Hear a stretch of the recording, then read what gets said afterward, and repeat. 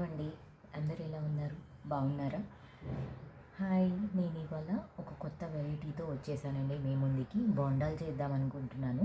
బోండాలతో ఏ recipe use చేస్తున్నానంటే ఏ flavours use చేస్తున్నాను, ingredients అవన్నీ మీకు ఇప్పుడు నేను చూపించేస్తాను. ఇది వచ్చేసరికి రైస్ ఫ్లోర్ అండి. నేను ఇది 2 కప్స్ ఆఫ్ రైస్ ఫ్లోర్ తీసుకున్నాను. ఇది వచ్చేసరికి రాగి పిండి 1/2 కప్ తీసుకున్నాను. ఈ కప్ సహాయంతో తీసుకున్నాను నేను.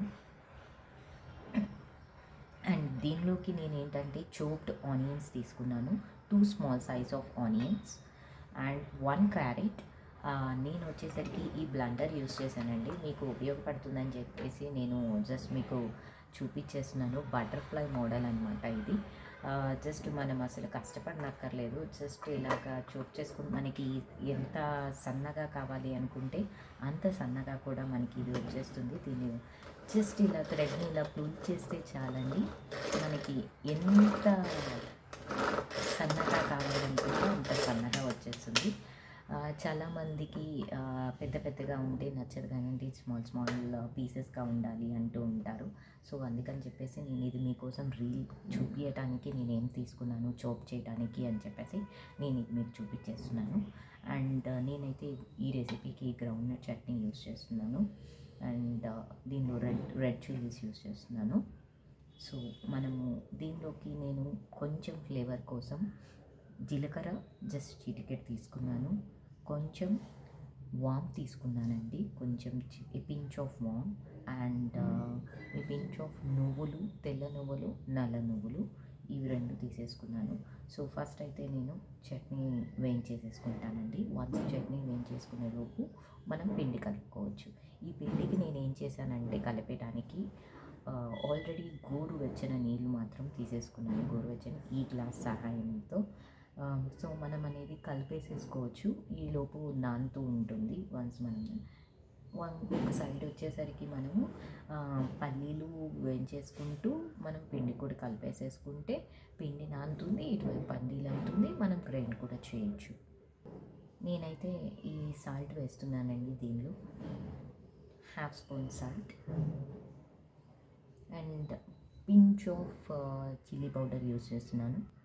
చూసారు కదండి, చాలా తక్కువ తీసుకున్నాను నేను, జస్ట్ అట్లా పించ్ చాలండి. ఎందుకంటే ఆల్రెడీ మనం చట్నీలో వేసేస్తున్నాం కదా, జస్ట్ ఇది ఓన్లీ కలర్ఫుల్ కోసం మాత్రమే వేసేస్తున్నాను అండ్ టేస్టీగా ఉండటానికి వేస్తున్నాను నేను ఇది. సో మనం ఇప్పుడు ఈ పిండిని కలిపేసేసుకుంటే సరిపోతుంది. సో ఫస్ట్ అయితే పిండి కలిపేస్తున్నానండి, కొంచెం ఒక వాటర్తో, లైట్ డ్రాప్స్ ఆఫ్ వాటర్తో. అండ్ మనం ఇప్పుడైతే ఆనియన్ కూడా కలిపేసేసుకుందాము, అన్నీ కలిపి ఒకేసారి మిక్స్ చేసేసుకుందాం.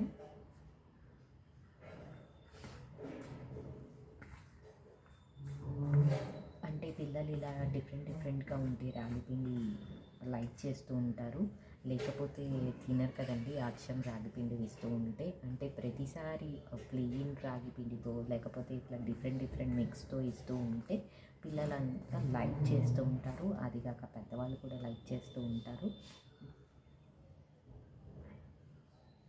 ఈ బ్లెండర్ అయితే చాలా యూస్ఫుల్ అండి, ఎవరికైనా కావాలనుకుంటే ఆర్డర్ చేసుకోవచ్చు. బటర్ఫ్లై మోడల్ అండి ఇది. సో చూసారు కదా, బటర్ఫ్లై మోడల్ ఇది. ఇలా థ్రెడ్ పల్ది సెలెక్ట్ చేసుకోండి, చాలా బాగుంది. సో నేనైతే సజెస్ట్ చేస్తున్నానండి, చాలా యూస్ఫుల్గా కూడా ఉంది. ఎవరైనా దీన్ని యూస్ చేసుకోవచ్చు, ఏజ్ వలన. ఇప్పుడు మీ ఇంటికి సడన్గా ఇప్పుడు చాలామంది గెస్ట్లు వచ్చారు, సో మనము ఆనియన్ అనేది కట్ చేయాలనుకున్నా, ఏదైనా చూప్ చేయాలనుకున్నా మీకు ఇది ఉపయోగపడుతూ ఉంటుంది. చూసారు కదండి, నాకైతే ఇంత చాలా స్మాల్ చూప్స్ అయితే వచ్చేసాయి క్యారెట్ అనేది. అండ్ దీనిలోకి కొత్తిమీర అండ్ కరివేపాకు కూడా యూస్ చేస్తాం మనము.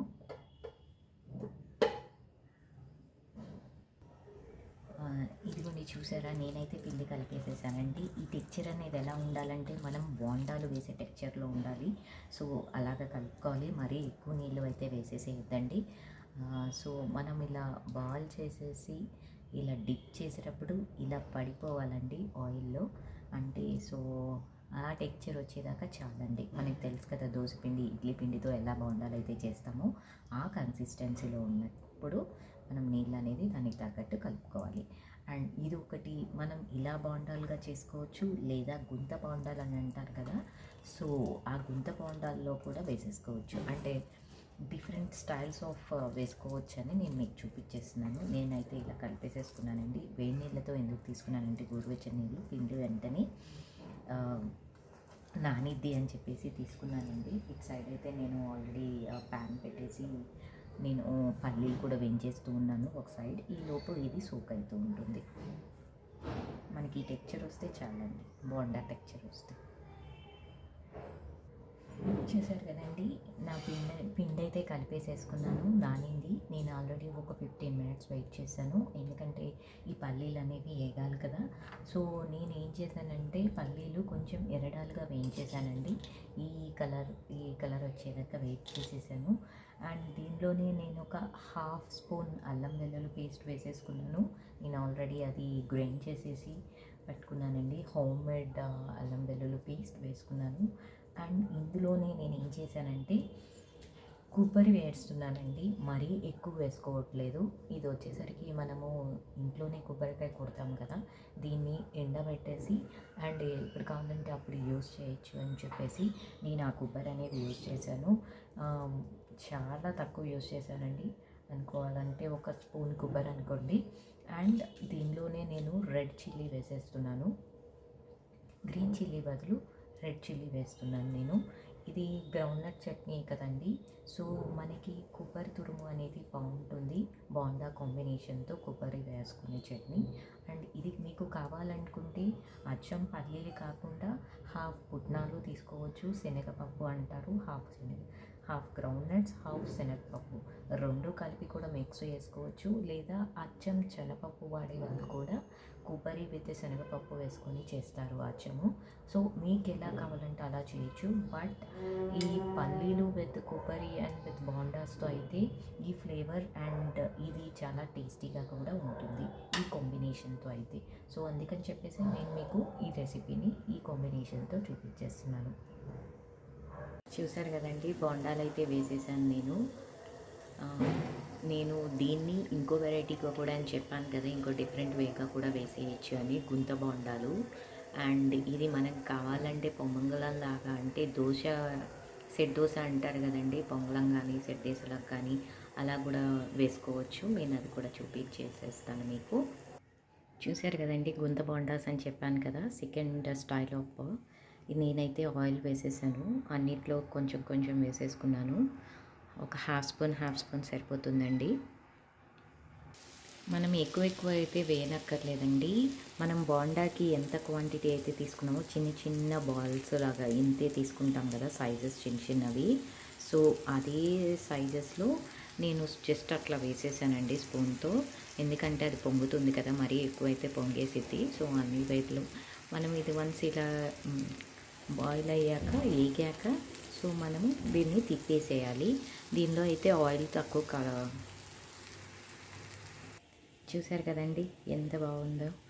అండ్ నేనైతే ఈ స్టిక్ సహాయంతో నేను వీటిని ఇలా తిప్పుతూ ఉంటానండి. వన్స్ వెనక వైపు అయిపోయాక నేను మళ్ళీ చేయాలి కాబట్టి నేను ఇలా తిప్పుతున్నానండి ఈ స్టిక్ సహాయంతో. చూసేసారు కదండి, దీనివల్ల ఏంటంటే మనం 2 టైప్స్ ఆఫ్ స్టైల్స్ చేయొచ్చు అని చెప్పాను. ఒకటి ఈ స్టైల్, ఇంకోటి బోండా స్టైల్, ఇంకొకటి కూడా చేయొచ్చండి మనము సెట్ దోశ అని, దాన్ని కూడా చేసుకోవచ్చు సెట్ దోశ కూడా. ఇప్పుడు సెట్ దోశ ఎలా చేయాలో చూపించేస్తాను. నేనైతే వేసేసానండి సెట్ దోశ. నేను ఎందుకంటే చిన్నది తీసుకున్నాను, నేను ఇది చిన్నపిల్లలు తినేదండి ఇప్పుడు, సో అందుకని చెప్పేసి చిన్నది తీసుకున్నాను, చిన్న ప్యాన్లో. మీకు కావాలంటే పెద్ద ప్యాన్లో కూడా వేసేసుకొని పెద్దగా కూడా లైట్గా ఉంది. ఈవెన్ ఇది కూడా అసలు చాలా లైట్ అండి, మరీ ఎక్కువ ఆయిల్ అయితే కన్జ్యూమ్ చేయట్లేదు దీనికి. సో మీరు ఎప్పుడైనా చేసుకోవచ్చు అండ్ ఎవరికైనా పెట్టచ్చండి. And try this more recipes. Please follow my channel. Thanks for watching.